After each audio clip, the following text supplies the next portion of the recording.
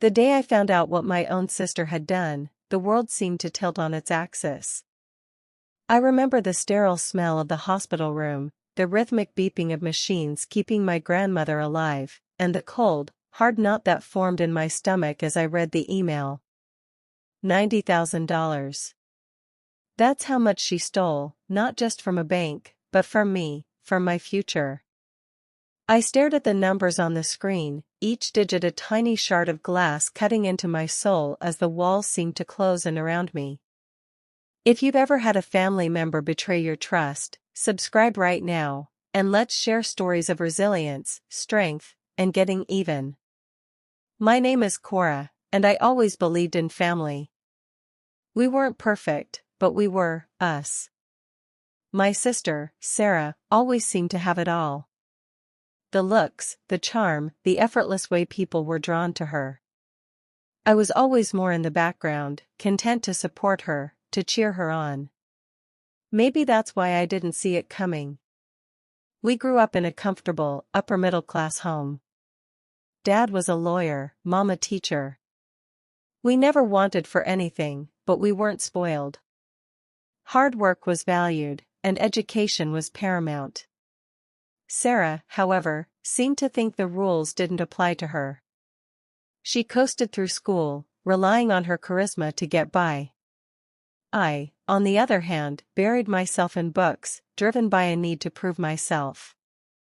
After college, Sarah bounced from job to job, never quite finding her footing, always looking for the next big thing. I started building my career, slowly and steadily climbing the ladder in the world of finance, a career ironically enough that depended entirely on trust and integrity. Sarah always seemed a little jealous of my success. She would make offhand comments about how boring my job was, how I was missing out on life. I brushed it off. After all, we were sisters. Sisters were supposed to be supportive, even if they were a little envious. Then Grandma got sick, and everything changed. Grandma's illness was sudden and aggressive. One day she was baking cookies, the next she was struggling to breathe. The hospital bills started piling up, a suffocating mountain of debt threatening to bury our family. I offered to help, of course. I had savings, a good job. I wanted to do anything I could to ease the burden. My parents, overwhelmed and stressed, were grateful for the support. Sarah, however, was strangely absent. She visited Grandma, of course, but she never offered any financial assistance. She claimed she was between jobs, waiting for a big break. I didn't press her. I figured she was doing the best she could. Then one day, a letter arrived. It was a notice from the bank, a loan application in my name for $90,000. I stared at the letter, my heart pounding in my chest. There had to be a mistake. I hadn't applied for any loan. I called the bank, my voice trembling. They confirmed the application was real, complete with my signature, my social security number, my address. Everything matched. Except, I hadn't done it. The bank representative suggested I file a police report for identity theft. That's when the cold, hard knot in my stomach turned into a vice. I knew, deep down, who was responsible. I confronted Sarah, my voice shaking with a mixture of anger and disbelief. She denied it, of course. She looked me straight in the eye and swore she had no idea what I was talking about. My parents, ever the peacemakers, stepped in. They urged me to calm down, to not jump to conclusions. They couldn't believe their darling Sarah would do something like that. But I knew. I saw the flicker of guilt in her eyes, the way she avoided my gaze. I tried to explain to my parents, to show them the evidence, but they refused to listen. They accused me of being jealous, of trying to sabotage Sarah's life. "She's your sister," my mother said, her voice laced with disappointment. "How could you even think such a thing?" My father chimed in, stating that pursuing it would just tear the family apart. Just let it go, Cora. It's just money. Just money? It was my money. It was my future. It was my identity that was stolen. They wanted me to protect Sarah, to protect the family image, regardless of the cost to me. The person I trusted most was one of them. They were a united front, shielding Sarah from the consequences of her actions, while I was left to pick up the pieces. They thought I would back down. They thought I would stay silent, as I always had. But this wasn't just about money anymore. It was about betrayal, about the deep-seated injustice that had been simmering beneath the surface for years. This was about drawing a line in the sand, about finally standing up for myself, even if it meant going against my own family. They underestimated me. They thought I was weak. They were about to learn just how wrong they were. The weight of their disbelief was crushing. I felt utterly alone, standing against my entire family. I knew I couldn't rely on them to help me, so I had to find a way to prove Sarah's guilt on my own. I started by gathering evidence, meticulously documenting every detail. I went back to the bank, requested copies of the loan application, the supporting documents, anything that could shed light on how Sarah had managed to impersonate me. The bank manager, initially hesitant, softened when he saw the desperation in my eyes. He agreed to help, discreetly providing me with copies of the documents, warning me that he was risking his job by doing so. As I pored over the papers, I noticed a few inconsistencies. The signature on the loan application, while similar to mine, had subtle differences. The address listed was an old one I hadn't used in years, but Sarah knew I had lived there. There was also a phone number listed, one I didn't recognize. It was a burner phone, untraceable. The pieces were starting to come together, slowly forming a disturbing picture. I hired a private investigator, a gruff, no-nonsense woman named Elena, who specialized in fraud cases. I explained the situation, handing over the documents I had gathered. Elena listened intently, her eyes narrowed in concentration. She agreed to take the case, warning me that it could be a long and expensive process. I didn't care. I was determined to expose Sarah, no matter the cost. The investigation dragged on for weeks. Elena followed Sarah, tracking her movements, monitoring her phone calls. She discovered that Sarah had been meeting with shady characters, individuals with known connections to criminal activities. It became clear that Sarah hadn't acted alone. She had help, accomplices who had guided her through the process, providing her with the tools and resources she needed to pull off the scam. The revelation was sickening. My own sister had sunk so low, she had become entangled in a web of deceit and corruption. Meanwhile, the bank was demanding repayment of the loan. The interest was piling up, and my credit score was plummeting. I tried to explain the situation to them, to show them the evidence of identity theft, but they were unmoved. They saw me as a defaulter, a risk. They threatened to take legal action, to seize my assets. I was trapped in a nightmare, facing financial ruin, and my own family was siding with the person who had put me there. Sleepless nights became the norm. I would lie awake, replaying the events in my head, trying to understand how Sarah could have done this to me. The stress was taking a toll on my health. I lost weight, my hair started to thin, and I became withdrawn, isolating myself from friends and colleagues. The injustice of it all was overwhelming. I had always been the responsible one, the one who played by the rules.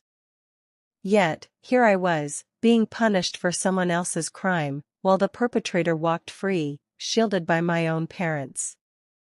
The breaking point came when I received a call from the hospital. Grandma's condition had deteriorated. She needed a specialized treatment, one that was incredibly expensive.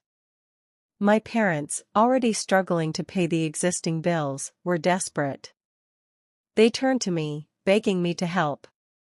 They knew I had savings, that I could potentially cover the cost of the treatment. But I couldn't. The stolen money, the plummeting credit score, had crippled me financially. I had to tell them the truth. I explained that I couldn't help, that Sarah had stolen my money, leaving me unable to contribute. My parents were stunned. They finally realized the gravity of the situation, the extent of Sarah's betrayal. My mother broke down in tears, sobbing uncontrollably. My father, his face etched with guilt, hung his head in shame.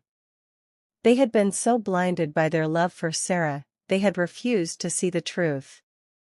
Now, they were faced with the consequences of their actions. Grandma passed away a few days later. The grief was unbearable, compounded by the guilt and regret. I couldn't help but feel that if Sarah hadn't stolen the money, if I had been able to provide the necessary treatment, Grandma might still be alive. The funeral was a somber affair. The entire family was there, but the atmosphere was thick with tension and resentment. Sarah, surprisingly, showed up, feigning grief and remorse. I couldn't stand to be near her. Her hypocrisy was nauseating. I excused myself and left, unable to stomach another minute in her presence. I knew, in that moment, that I couldn't let her get away with it. I owed it to myself, to Grandma, to finally seek justice, no matter the cost. The funeral felt like a twisted parody of a family gathering. Everyone whispering, eyes darting between me and Sarah, a palpable tension hanging in the air like a shroud. I could feel their judgment, their pity, their unspoken accusations. They saw me as the bitter, vengeful sister, the one who couldn't let go. They didn't see the gaping hole in my life, the stolen future, the betrayal that ran deeper than crimson. As I stood by Grandma's graveside, the weight of it all threatened to crush me. The rain started to fall, mirroring the tears streaming down my face. I felt utterly broken, stripped bare, with nothing left to lose. Leaving the cemetery that day, I drove aimlessly, the road ahead a blur. I ended up at the beach, the waves crashing against the shore, a relentless, unforgiving rhythm. I sat on the sand, the cold seeping into my bones, and watched the sun sink below the horizon, painting the sky in shades of orange and purple, a beautiful, melancholic farewell. It felt like the end of everything. The end of my family, the end of my dreams, the end of me. I considered just walking into the water, letting the waves take me, erasing the pain, the betrayal, the crushing weight of it all. The darkness whispered promises of peace, of oblivion, of an end to the suffering. But then, something shifted. As I sat there, staring into the abyss, a tiny spark of defiance flickered within me. A refusal to surrender. A refusal to let Sarah win. I thought of Grandma, her strength, her resilience, her unwavering love. I remembered all the sacrifices she had made for our family, all the hardships she had overcome. And I knew, in that moment, that I couldn't give up. I couldn't let her memory be tarnished by Sarah's actions. I had to fight back, not just for myself, but for Grandma, for the future that had been stolen from us both. The tide began to turn, metaphorically and literally. The darkness receded, replaced by a cold, burning resolve.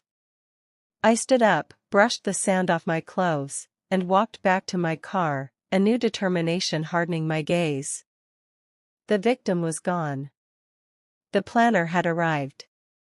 The drive home was filled with a quiet, simmering rage. I replayed every conversation, every interaction, every subtle clue that I had missed.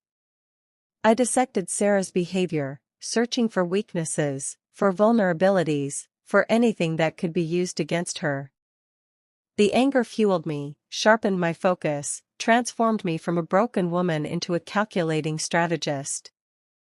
I started to think like a chess player, anticipating her moves, planning my counterattacks, visualizing the endgame. The world, which had seemed so bleak and hopeless just hours before, now appeared as a battlefield, a game of survival where only the strongest would prevail. As I walked through the door of my empty apartment, I felt a sense of grim satisfaction. The pain was still there, but it was no longer debilitating. It was a weapon, a driving force, a constant reminder of the injustice that had been done to me. I knew it wouldn't be easy. Sarah was cunning, manipulative, and she had the support of my parents. But I was no longer the naive, trusting sister she had always known. I was hardened, battle-scarred, and fueled by a righteous fury. She had made a grave mistake when she betrayed me. She had awakened a sleeping giant. And now, she would pay the price. My biggest advantage? They all underestimated me. They believed I was too weak, too passive, too forgiving.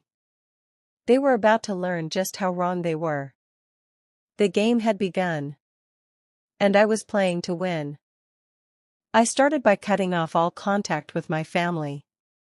I changed my phone number, blocked them on social media, and moved to a new apartment, a small, anonymous space in a different part of the city.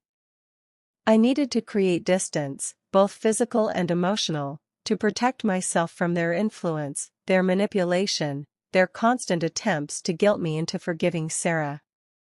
It was a painful decision, but a necessary one. I couldn't afford to be distracted by their emotional blackmail. My focus had to be laser-sharp, my mind clear, if I was going to succeed. I threw myself into my work, using the long hours and demanding tasks as a distraction from the pain. I became a machine, ruthlessly efficient, driven by a singular purpose. I excelled at my job, earning accolades and promotions, proving to myself that I was still capable of success, despite the turmoil in my personal life. The money I earned went straight into a separate account, a war chest for the battles to come. Every penny was a weapon, a resource to be used in the fight against Sarah. Meanwhile, Elena, the private investigator, continued her work. She uncovered a network of accomplices, individuals who had helped Sarah forge documents, launder money, and cover her tracks. She discovered that Sarah had a gambling problem, a secret addiction that had driven her to desperate measures. The $90,000 she had stolen was just the tip of the iceberg. She had racked up massive debts, borrowing from shady lenders, putting herself in a dangerous position. The information was a goldmine. It gave me leverage, ammunition to use against her. I started to build a case, meticulously gathering evidence, documenting every detail, preparing for the day when I would finally expose her crimes. I knew it was a risky game. Sarah was desperate, unpredictable, and she had powerful allies. But I was no longer afraid. The fear had been replaced by a cold, calculating determination. I was playing for keeps. And I wouldn't stop until justice was served. The day they tried to end me was the day revenge was born. I smiled. I played their game. But I was recording everything. Every phone call, every strained conversation, every forced smile at family gatherings, before I cut them off, all meticulously documented. I purchased a small, discreet audio recorder, hiding it in my purse or on my person whenever I anticipated an interaction with Sarah or my parents. I needed evidence, irrefutable proof of their complicity, their lies, their betrayal. I knew that Sarah, emboldened by her past successes, would eventually slip up, reveal something incriminating. And when she did, I would be ready. One evening, Sarah called, her voice dripping with fake concern.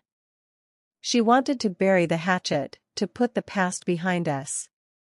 I played along, feigning forgiveness, inviting her to lunch. I chose a quiet restaurant with good acoustics, ensuring that the recorder was positioned perfectly to capture our conversation. As we ate, I steered the conversation towards the loan, subtly questioning her about the details, feigning confusion about the inconsistencies. She stuck to her story, denying any involvement, blaming the bank, blaming me for being careless. But then, she made a mistake. She mentioned a specific document, one that only the perpetrator would have known about. A small detail, but a crucial one. I pressed her further, feigning ignorance, leading her down a rabbit hole of lies and contradictions. The recorder captured every word, every nuance, every subtle shift in her tone. That night, I listened to the recording over and over again, analyzing every detail, highlighting the incriminating statements. It was the smoking gun I had been waiting for. Elena's investigation was also yielding fruit. She discovered that Sarah had been using a shell corporation to launder the stolen money, a complex scheme designed to hide the funds from the authorities. The corporation was registered in an offshore tax haven, making it difficult to trace the money back to Sarah. But Elena was relentless. She followed the money trail, piecing together the puzzle, uncovering the intricate web of transactions that Sarah had used to conceal her ill-gotten gains.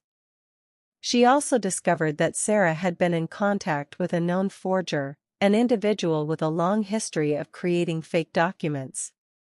This forger had allegedly provided Sarah with the fake ID and other documents she needed to impersonate me and secure the loan.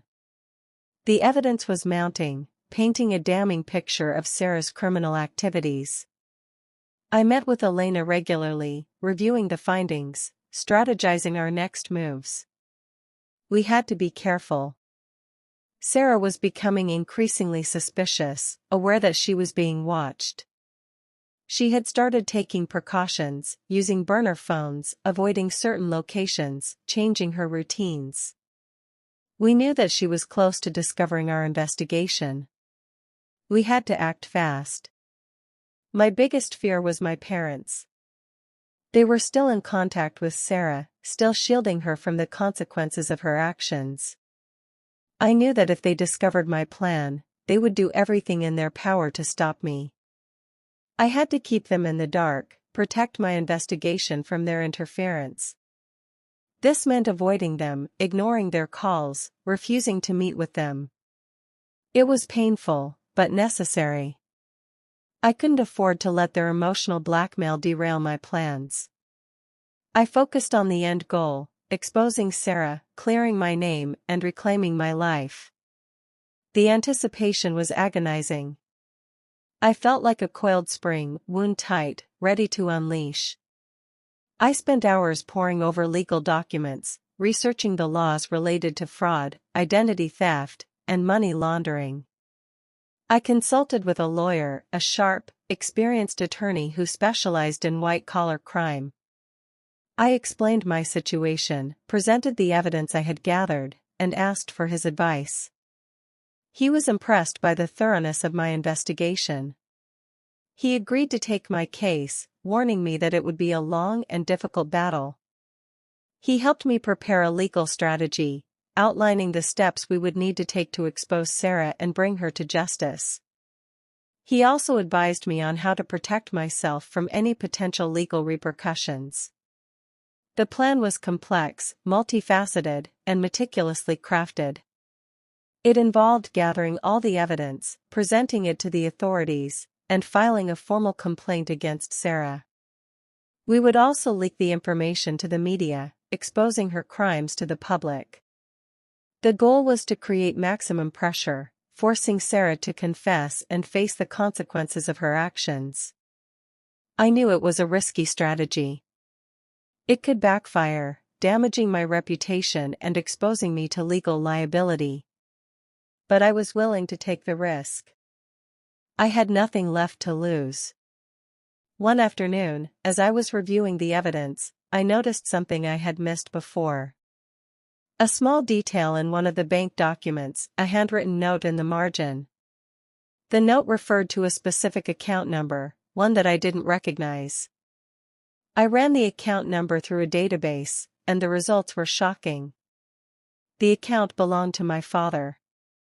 It appeared that my father had been involved in the scheme, providing Sarah with assistance and covering her tracks.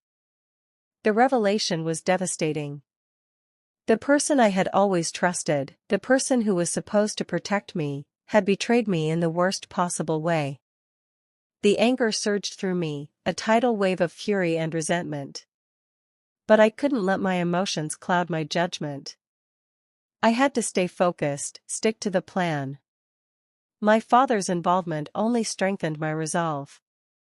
I was more determined than ever to expose the truth, no matter the cost. Their biggest weakness? They thought they were untouchable. The revelation about my father hit me like a physical blow. My vision blurred, the glass I was holding shattered in my hand, sending shards skittering across the floor. The pain in my palm was nothing compared to the ache in my heart. It wasn't just Sarah. It was my own father, the man who was supposed to love and protect me, who had actively participated in this betrayal. The world tilted on its axis. I felt like I was falling into a bottomless pit, the darkness closing in around me. But even in that moment of despair, a flicker of cold resolve ignited within me. They had all underestimated me. They thought I was too weak, too forgiving, to fight back. They were wrong. So wrong. I would make them regret ever crossing me. I cleaned up the broken glass, bandaged my hand, and sat down at my computer. The plan had to be adjusted. My father's involvement changed everything. It made things more complicated, more dangerous. But it also made me more determined. I would expose them all, no matter the cost. The rage that coursed through me was a potent fuel, sharpening my focus, steeling my resolve. I wouldn't rest until they had paid for what they had done. I decided to use their arrogance against them. They believed they were untouchable, that their wealth and influence would protect them from any consequences. I would shatter that illusion. I needed to lure them into a false sense of security, make them believe that they had won. I started by subtly changing my behavior. I stopped pursuing the investigation, at least overtly. I stopped contacting Elena, stopped reviewing the evidence, stopped consulting with the lawyer.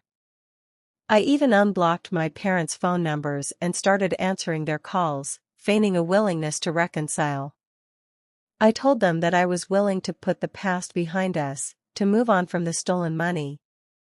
I even agreed to meet them for dinner, at a neutral location, of course. The restaurant was carefully chosen, a public place, plenty of witnesses, and strategically placed security cameras. I needed to ensure my safety. When I arrived, my parents were already there, waiting for me. They looked relieved, almost giddy. Sarah was absent, conveniently unable to make it. I exchanged pleasantries, forcing a smile, pretending that everything was normal. As we ate, I subtly steered the conversation towards the loan, feigning ignorance about the details, asking innocent questions, playing the part of the naive, trusting daughter.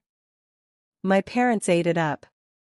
They seemed convinced that I had finally given up, that I was no longer a threat. My father, emboldened by my apparent surrender, started to relax, to let his guard down. He made a few subtle admissions, revealing details about his involvement in the scheme. He claimed that he had only been trying to protect Sarah, that he had been worried about her gambling debts. He tried to justify his actions, painting himself as a victim, a well-meaning father who had made a mistake. I listened patiently, nodding sympathetically, all the while recording every word, every nuance, every subtle shift in his tone. The recorder was hidden in my purse, capturing every detail of the conversation. That night, I listened to the recording, analyzing every statement, highlighting the incriminating details. My father's admissions were a goldmine of evidence. They confirmed his involvement in the scheme, providing irrefutable proof of his guilt. I felt a surge of grim satisfaction. The trap was set. All that remained was to spring it. I arranged a meeting with Sarah, under the guise of a peace summit. I told her that I was willing to forgive her, to forget about the stolen money, if she would simply apologize and promise to repay the loan. I knew she wouldn't believe me, but she couldn't resist the opportunity to gloat, to rub her victory in my face. I chose the location carefully, a secluded spot in a public park, far from any witnesses, but within range of hidden cameras that Elena had installed. I needed to ensure that I had evidence of her confession. When Sarah arrived, she was smug, confident, almost triumphant. She launched into a rehearsed apology, full of empty words and insincere promises. I listened patiently, allowing her to speak, giving her enough rope to hang herself. Then, I confronted her with the evidence, the recordings, the documents, the bank statements. I laid it all out before her, exposing her lies, her deceit, her treachery. Her face paled, her eyes widened in horror. She realized that she had been caught, that there was no escape. The smugness vanished, replaced by panic and desperation. She started to deny everything, to backtrack, to blame others. But it was too late. The evidence was overwhelming. As she stammered and struggled to maintain her composure, I delivered the final blow. I told her that I had informed the authorities, that they were on their way to arrest her and my father. I watched as the color drained from her face, as her eyes filled with terror. She knew that her life was about to unravel. The game was over. Just then, the sound of sirens filled the air. Sarah's eyes darted around, searching for an escape. But there was nowhere to run. The police arrived, surrounding her, handcuffing her, leading her away in shame. As they escorted her to the patrol car, she turned to me, her eyes filled with hatred and despair. "You'll pay for this," she screamed. I just smiled. The exact day they tried to end me. I exposed the truth. As Sarah was being led away, sirens wailing in the distance, my attention turned to my parents, who had arrived on the scene, their faces etched with a mixture of shock and disbelief. My mother rushed towards me, tears streaming down her face, begging me to stop, to forgive Sarah, to think of the family. My father stood behind her, his expression unreadable, his eyes filled with a chilling emptiness. I looked at them, at the people who were supposed to love me unconditionally, who had instead chosen to protect my betrayer, and I felt nothing but a profound sense of disappointment. I told them that it was over, that their lies and deceit had finally caught up with them.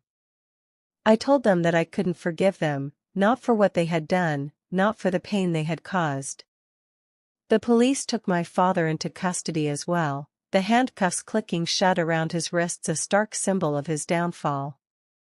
The media descended like vultures, cameras flashing, reporters shouting questions, eager to capture every moment of the unfolding drama.